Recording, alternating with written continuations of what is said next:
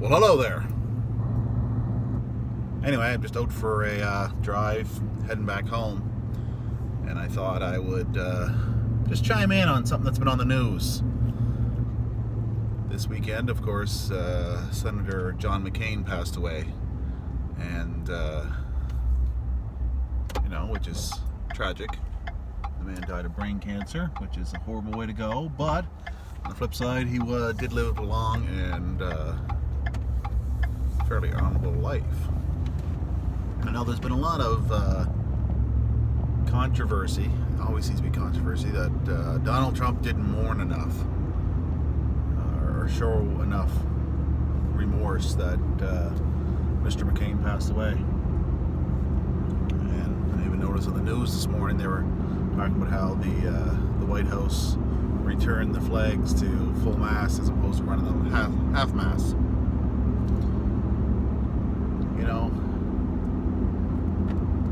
The U.S. is so polarized right now.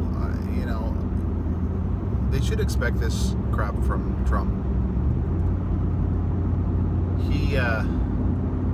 Whether right or wrong, McCain and Trump did not get along. So, he did the duty of releasing a statement saying, condolences to family and friends and blah, blah, blah.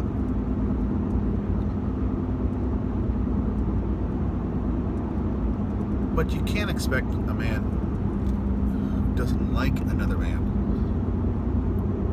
to be all up in mourning over the death. From everything I looked at, he showed respect. He was respectful in his comments. He didn't, considering sometimes he can be pretty buffoonish on some of the things he say.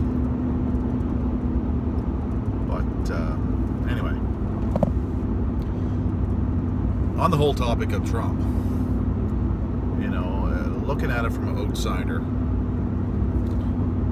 he's probably the best thing that happened to your country in years. Yeah, he's a blowhard, and he's crude, but you got to look at the man this way. He doesn't need to be doing what he's doing. He's doing it because he loves the country, and he sees what needs to be done, and he's trying to get it done. All this crap over Russian collusion and Russian interference and their election. You know what? Russia has been trying to interfere with most democracies' elections since the end of World War II. During the entire Cold War, they had spies infiltrating governments of the Western world. Why do they think it's so freaking surprising that they have attempted again? And the funny thing is, they talk about how Trump won because of this Russian interference. Do the American people think they're that stupid that some Russian bots on the internet and stuff like that swayed the population that much? I'm pretty sure the people of America, when they voted, were not being influenced by foreign governments. You look at it, Donald Trump won because people were sick and tired of the crap that was going on in their country. There's a huge disenfranchised group of their population. And unfortunately, the Democratic Party chose the one candidate that people hated worse than Trump. Good grief. I'm glad I'm not an American during that election. I could not have sat down and decided who I was going to pull the lever for. Anyway, enough about U.S. politics. Good grief. We got our own crap to deal with up here in Canada with Mr. Fancy Socks. We look at what he's doing to our country and how people are supporting him, and quite divisive as well.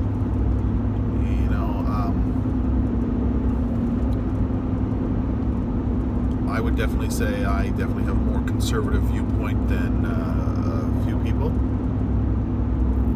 But in a lot of ways, I have a lot of liberal viewpoints. I think in a lot of ways, you could probably call me maybe a classic libertarian.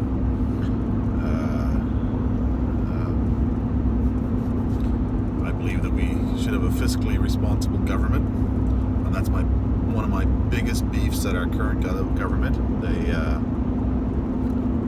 seem to spend money like there's no tomorrow on things that are not beneficial to our country. I think we give away too much foreign aid. That should be clawed back some. Not that I'm against helping other countries. We need to listen to me this. I'm not against immigration, but we need to get a handle on how the immigration system is working when we have thousands of people walking across our border. That to me is an issue. Yes, we need to bring people into our country. We have a big country and not enough people in it.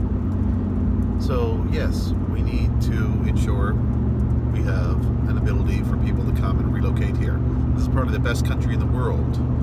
Slightly biased opinion, of course, but just some controls need to be put in place, or enforced, I guess is the better word, because we have controls in place now.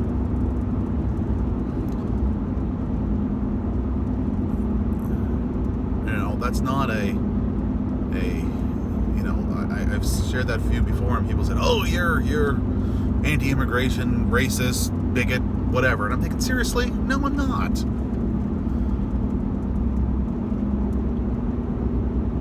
I'm just thinking we should get to know someone before we invite them over to our house. Anyway, I think there's wonderful things that the rest of the world can provide our country.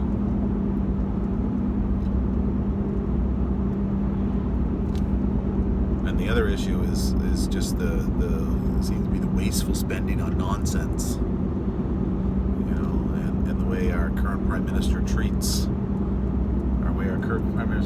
the country as his own piggy bank, and some of the things, the vacations and the nannies and all that kind of stuff.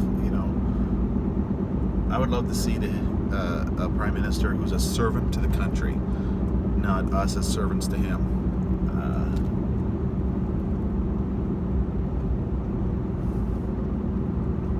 And then this whole virtual singling, claiming to be a huge feminist, and then supporting countries that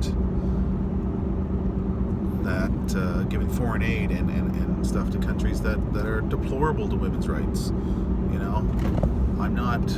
I would not classify myself as a feminist in any sense of the word. From what I've learned about feminism, I do wholeheartedly believe that women and men are different in a lot of ways. There are some things that men are better at, and there are other things that women are better at. But when we're designed to come together and make a whole, when I look at my wife and I, we are a team. And when we are together, we are awesome. But that's because, as a man, there are certain things. I'm bigger, I'm stronger. Some may say stubborn, I say I'm determined. But yet, my wife is more caring. She is more loving.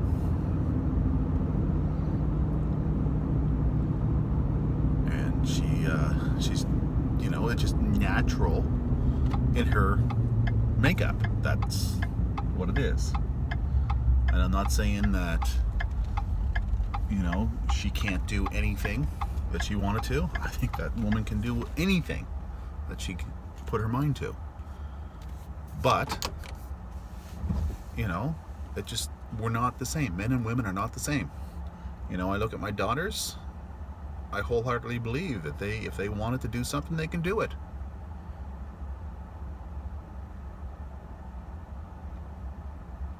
Anyway, I made it home, so I'm out. Later.